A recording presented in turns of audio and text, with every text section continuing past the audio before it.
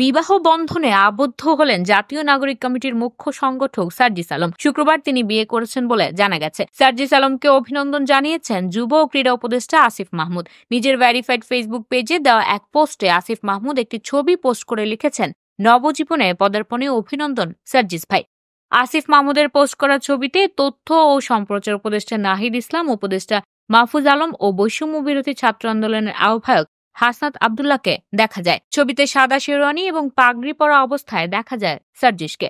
খোঁজ নিয়ে জানা গেছে সার্জিসের শ্বশুরের নাম ব্যারিস্টার লুৎফর রহমান। তার বাড়ি বরগুনা সদর উপজেলার ২ নম্বর গৌরীচন্না ইউনিয়নের লাকুরতলা গ্রামে। ওই ছবিতে সার্জিস ছাড়াও তথ্য ও সম্প্রচার উপদেষ্টা নাহিদ ইসলাম, যুব ও ক্রীড়া উপদেষ্টা আসিফ মাহমুদ, সজীব ভুইয়া, উপদেষ্টা মাহফুজ আলম ও বৈষম্য বিরোধী ছাত্র আন্দোলনের আহ্বায়ক হাসনাত আব্দুল্লাহকে দেখা গেছে। সার্জিস আলমের শ্বশুরের পরিবার সূত্রে জানা গেছে, গাজীপুরের রাজেন্দ্র ইকো রিসোর্টে শুক্রবার আসরের নামাজ বাদ পারিবারিকভাবে তাদের বিবাহ কার্য সম্পন্ন হয়েছে। বর্তমান পরিবার সহ ওই রিসোর্টে অবস্থান করছেন। জানা গেছে, এক বোন ও 2 ভাইয়ের মধ্যে সার্জিস আলমের স্ত্রী সবার বড়। তিনি কোরআনে হাফেজা, সবসময় পর্দা করে চলেন, তাই তার নাম ও ছবি প্রকাশ করতে অনিচ্ছা প্রকাশ করেছেন তারা। হাসনাত আব্দুল্লাহ ফেসবুকে পোস্টে বলেন, অভিনন্দন বন্ধু সার্জিস, তোমাদের ভালোবাসা এবং সুন্দর মুহূর্তগুলো ভরা একটি জীবন কামনা করছে। এর আগে গত 11 অক্টোবর নানা নাটকীয়তার জন্ম দিয়ে বিয়ে করেন বৈষম্য বিরোধী ছাত্র আন্দোলনের অন্যতম সমন্বয়ক হাসনাত আব্দুল্লাহ। তার আগে 11 অক্টোবর নিজের ভেরিফাইড ফেসবুক পোস্টে নাটকীয় এক পোস্ট দেন হাসনাত আব্দুল্লাহ। নিজের বিয়ের কথা সবার কাছে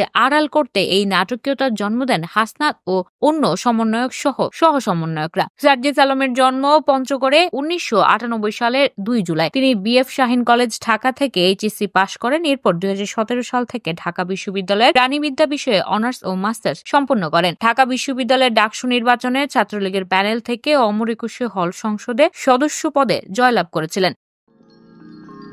You are watching Raj TV, Jagorone, Bangladesh. Please subscribe our channel.